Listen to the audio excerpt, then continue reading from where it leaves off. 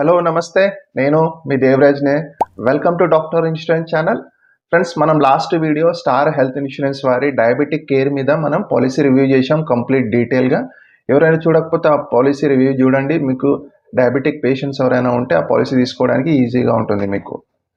And ఈరోజు మనం మాట్లాడబోయే policy వచ్చేసి కేర్ హెల్త్ ఇన్సూరెన్స్ వారి కేర్ ఫ్రీడమ్ పాలసీ గురించి ఈ వీడియోలో మనం కంప్లీట్ డీటెయిల్గా తెలుసుకుందాం.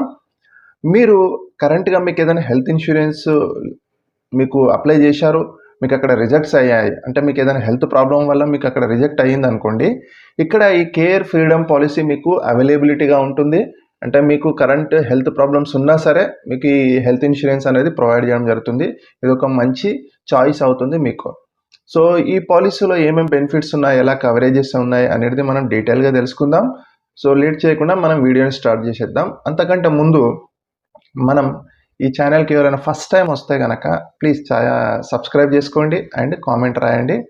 మీ అభిప్రాయాలతోనే మా ఛానల్ని ఇంకా ఎలా ఇంప్రూవ్మెంట్ చేయాలనేది మాకు అండర్స్టాండింగ్ అవుతుంది.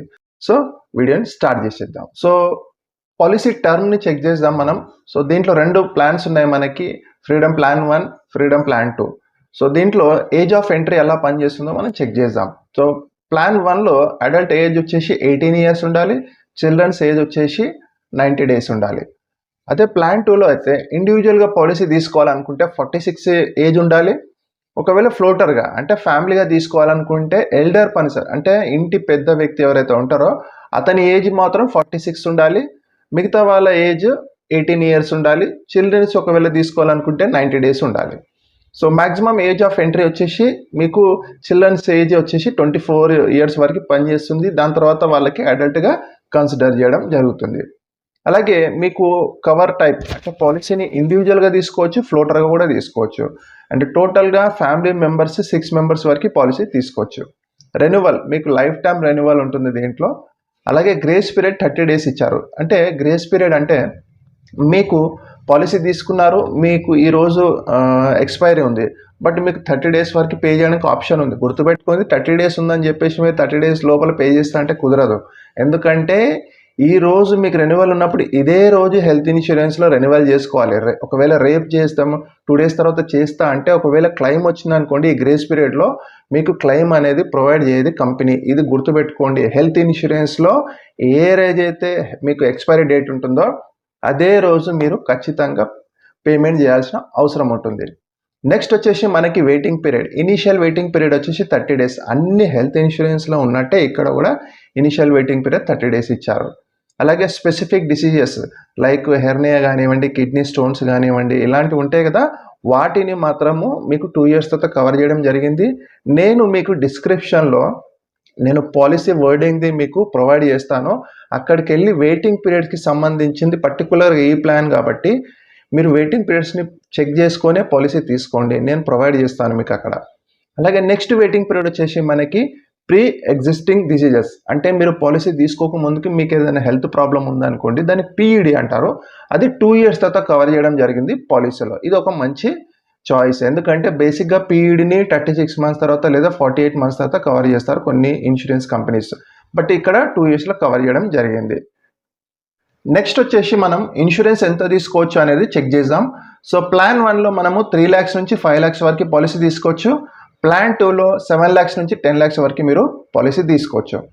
నెక్స్ట్ వచ్చేసి ఇన్ పేషెంట్ కేర్ ఏమేమి కవర్ చేస్తారు పాలసీలో అంటే మీకు హాస్పిటల్లో అడ్మిట్ అయినప్పుడు మీకు బేసిక్గా ఐసీయూ ఛార్జెస్ కానివ్వండి, సర్జన్ ఫీజెస్ కానివ్వండి, నర్సింగ్ ఎక్స్పెన్సెస్ కానివ్వండి, బ్లడ్ ఛార్జెస్ కానివ్వండి, ఆక్సిజన్ ఛార్జెస్ కానివ్వండి, ఆపరేషన్ థియేటర్ ఛార్జెస్ కానివ్వండి, డాక్టర్ ఫీజు కానివ్వండి, ఇది కాకుండా ఇంకా చాలా పాలసీలో కవర్ చేయడం జరుగుతుంది.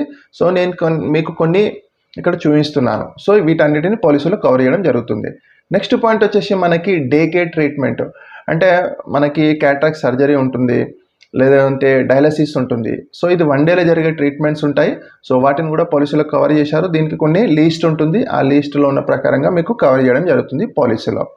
నెక్స్ట్ పాయింట్ వచ్చేసి రీఛార్జ్ ఆఫ్ సమ్ ఇన్సూర్డ్. అంటే మీకు పాలసీ తీసుకున్నారు, ఉదాహరణకి మీది ఒక 10 lakhs పాలసీ అనుకుందాం, మీకు 2025లో క్లెయిమ్ వచ్చింది, 100% ఆ క్లెయిమ్ అయిపోయింది, 10 lakhs rupees యూజ్ చేసేసారు. అప్పుడు కంపెనీ మీకు మళ్ళీ ఇంకొక 10 lakhs rupeesని రీఛార్జ్ చేస్తుంది, ఎలాంటి ఎక్స్ట్రా పేమెంట్ మీ దగ్గర నుంచి తీసుకోకుండానే. బట్ ఆల్రెడీ మీకు ఆ ఇయర్లో ఏదైతే ఆపరేషన్ జరిగిందో ఒక ట్రీట్మెంట్కి, ఆ ట్రీట్మెంట్కి మాత్రం ఇవ్వరు, వేరే ట్రీట్మెంట్కి ఇవ్వడం జరుగుతుంది. నెక్స్ట్ వచ్చేసి మీకు యాన్యువల్ హెల్త్ చెకప్ కూడా పాలసీలో కవరేజ్ ఉంది. మీకు ఎవ్రీ ఇయర్ హెల్త్ చెకప్ చేస్తారు టోటల్ ఫ్యామిలీ మెంబర్స్కి. నెక్స్ట్ వచ్చేసి మనకి కన్జ్యూమబుల్ ఐటమ్స్, అంటే మనకి గ్లౌజెస్ కానివ్వండి, మాస్క్ కానివ్వండి, నెబులైజర్ కానివ్వండి, లేకుంటే ఇంటర్నెట్ ఛార్జెస్ కానివ్వండి, మినరల్ వాటర్ కానివ్వండి, ఇలా కన్జ్యూమబుల్ ఐటమ్స్ వచ్చేసి నియర్ బై 68 ఉంటాయి. సో వాటిని పాలసీలో కవర్ చేశారు. ఎంతవరకు కవర్ చేశారంటే, ఇది మీరు హాస్పిటల్ అడ్మిట్ అయిన తర్వాత 3 days నుంచి స్టార్ట్ చేస్తారు. అలాగే మ్యాక్సిమం 7 days వరకు ఇవ్వడం జరిగింది. అండ్ ప్లాన్ 1 మీరు తీసుకుంటే కనుక 750 రూపీస్ పర్ డే ఇస్తారు. ప్లాన్ 2 తీసుకుంటే కనుక 1000 రూపీస్ పర్ డే ప్రొవైడ్ చేయడం జరిగింది. నెక్స్ట్ పాయింట్ వచ్చేసి మనకి కంపానియన్ బెనిఫిట్. అంటే ఇదేంటిదంటే, మీరు హాస్పిటల్లో 10 days కంటే ఎక్కువగా మీరు అడ్మిట్ అయి ఉన్నారనుకోండి, అప్పుడు మీకు కంపెనీ ఒక అమౌంట్ ఎక్స్ట్రాగా ఇవ్వడం జరుగుతుంది. ప్లాన్ 1లో మీకు 10,000 రూపీస్ పే చేయడం జరుగుతుంది ఎక్స్ట్రాగా. అలాగే ప్లాన్ 2లో 15,000 రూపీస్ వరకు మీకు ప్లాన్ 2లో పే చేయడం జరిగింది. నెక్స్ట్ వచ్చేసి మనకి pre hospitalisation and post hospitalisation expenses. అంటే మనం హాస్పిటల్లో అడ్మిట్ కాకముందుకు మీరు డాక్టర్కి చూయించుకుంటారు కదా, అక్కడ జరిగే మీకు ట్రీట్మెంట్ ఏదైతే మనకు మెడిసిన్ కాస్ట్ కానివ్వండి, డాక్టర్ ఫీజెస్ కానివ్వండి, ఎక్స్రేలు, స్కానింగ్లు ఇలాంటివి, సో దాన్ని ప్రీ హాస్పిటలైజేషన్ అంటారు. అలాగే పోస్ట్ వచ్చేసి హాస్పిటల్లో అడ్మిట్ అయిన తర్వాత డిశ్చార్జ్ తర్వాత కూడా మనకి మళ్ళీ డాక్టర్ కన్సల్టెన్సీ కానివ్వండి, మనకి రిపోర్ట్స్ కానివ్వండి, సో ఇవన్నీ అవసరం ఉంటుంది. బట్ ఇక్కడ డేస్ని ప్రొవైడ్ చేయకుండా వాళ్ళు ఏం చేశారంటే పర్సంటేజ్ వైజ్గా మీకు ప్రీ అండ్ పోస్ట్ హాస్పిటలైజేషన్ ఎక్స్పెన్సెస్ని ప్రొవైడ్ చేయడం జరిగింది. మీరు ప్లాన్ 1 తీసుకుంటే కనుక అప్ టు 7.5, అంటే మీది క్లెయిమ్ వచ్చేసి ఒక 3 lakhs రూపీస్ వచ్చింది అనుకోండి, దాంట్లో 7.5% పే చేయడం జరుగుతుంది. అలాగే ప్లాన్ 2లో అప్ టు 10% మీకు ప్రొవైడ్ చేయడం జరిగింది ప్రీ అండ్ పోస్ట్ హాస్పిటలైజేషన్ ఎక్స్పెన్సెస్ని. నెక్స్ట్ పాయింట్ వచ్చేసి మనకి అంబులెన్స్ కవర్.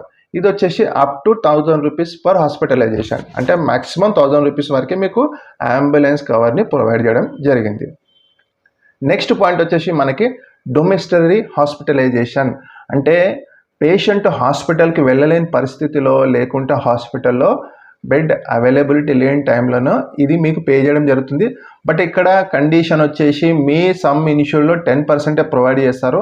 అది కూడా మీ కండిషన్ని బట్టి, అంటే ఒక 3 days వరకు వాళ్ళు చూస్తారు ఎలా ఉంది అనేది.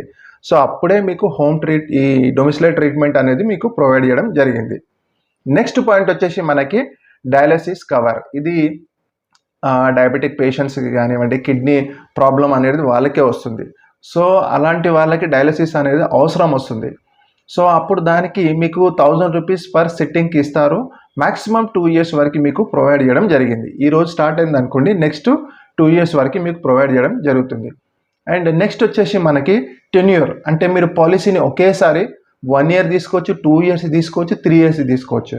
దీనివల్ల మీకు ఎక్స్ట్రాగా డిస్కౌంట్ రావడం జరుగుతుంది. పాలసీలో కొన్ని సబ్లిమిట్స్ ఇచ్చారు కొన్ని ట్రీట్మెంట్స్కి, వాటిని ఇప్పుడు మనం చెక్ చేద్దాం.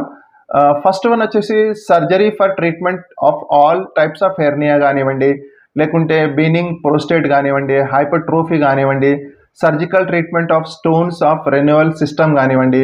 సో వీటికి లిమిట్స్ ఇచ్చారు. 3 lakhs పాలసీ అయితే 50,000, 5 lakhs పాలసీ అయితే 65,000, 7 lakhs నుంచి 10 lakhs పాలసీ తీసుకుంటే కనుక 80,000 రూపీస్ మీకు ప్రొవైడ్ చేయడం జరిగింది.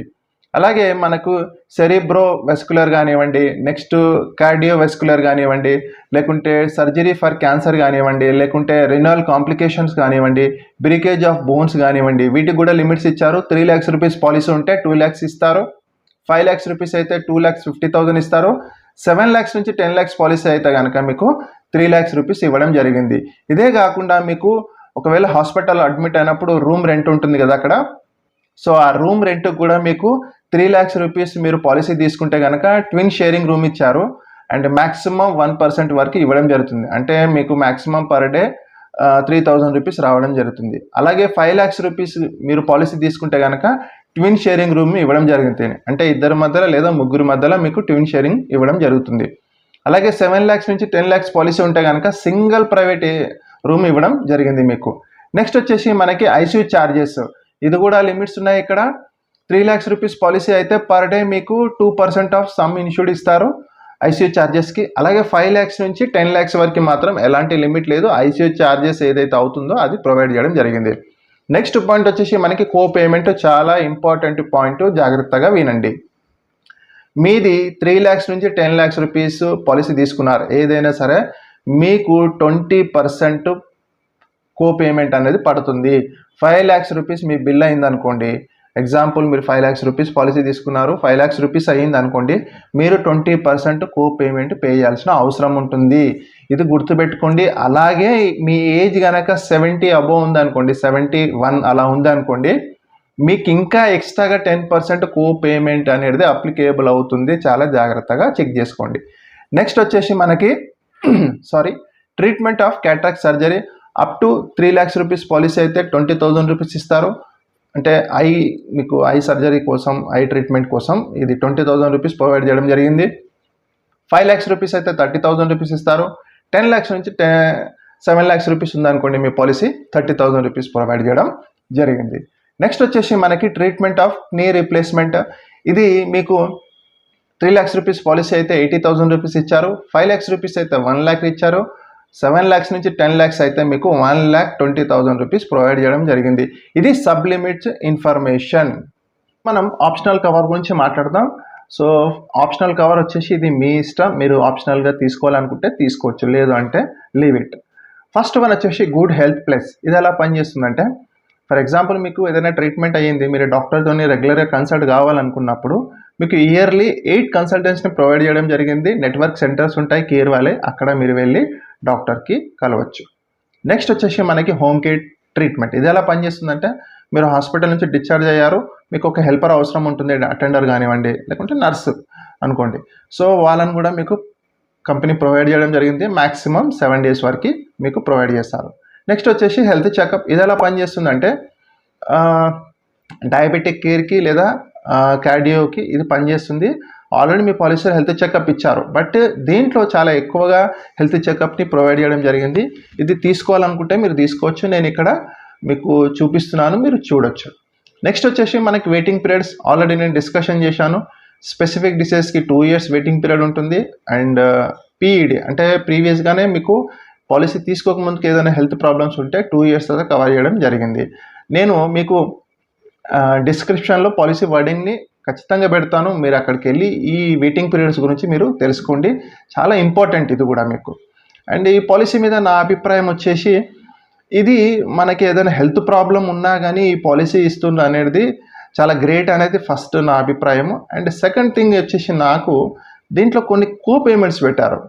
సో కో పేమెంట్ అనేది ఇంపార్టెంట్ కాదు అనేది నా అభిప్రాయము. అది కో పేమెంట్ పెట్టకపోయి ఉంటే చాలా బాగుంటుంది. అలాగే కొన్ని సర్జరీకి కూడా లిమిట్స్ ఇచ్చారు. మనకి హెల్త్ ప్రాబ్లంతోనే మనం ఈ పాలసీ తీసుకుంటున్నప్పుడు మళ్ళీ కొన్ని లిమిట్స్ అనేది అంత కరెక్ట్ కాదు అనేది నా అభిప్రాయము. అలాగే పాలసీ ఇన్సూరెన్స్ కూడా 3 lakhs నుంచి 10 lakhs వరకు ఇచ్చారు. అండ్ ఇప్పుడున్న పరిస్థితిలో ఈ 10 lakhs అనేది వెయిట్కి సరిపోతలేదు కాబట్టి ఒక అట్లీస్ట్ 25 lakhs నుంచి 30 lakhs రూపీస్ వరకు ఇస్తే బాగుంటుందని నా అభిప్రాయం. ఒకవేళ ఇది మీ అభిప్రాయం కూడా ఏదైనా ఉంటే డిస్క్రిప్షన్లో మీరు తెలియజేయండి. సో ఇది ఈ వీడియో రివ్యూ. సో ఈ పాలసీ మీకు నచ్చితే లైక్ చేయండి, షేర్ చేయండి. నెక్స్ట్ వీడియోలో మళ్ళీ కలుద్దాం. థ్యాంక్ యూ, నమస్తే.